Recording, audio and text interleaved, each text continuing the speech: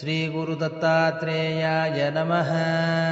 दत्तात्रेयं महात्मानं वरदं भक्तवत्सलं प्रपन्नार्तिहरं वन्दे स्मृत्रगामीसनोऽवतु। दीनबन्धुं कृपासिन्धुं सर्वकारणकारणं सर्वरक्षाकरं वन्दे स्मृत्रगामीसनोऽवतु। शरणागतदीनार्तपरित्राणपरायणं नारायणं विभुं वन्दे स्मर्त्रगामीसनोऽवतु। सर्वानर्थहरं देवं सर्वमङ्गलमङ्गलं सर्वक्लेशहरं वन्दे स्मर्त्रगामीसनोऽवतु। ब्रह्मण्यं धर्मतत्त्वज्ञं भक्तकीर्तिविवर्धनं भक्ताभीष्टप्रदं वन्दे स्मर्त्रगामीसनोऽवतु।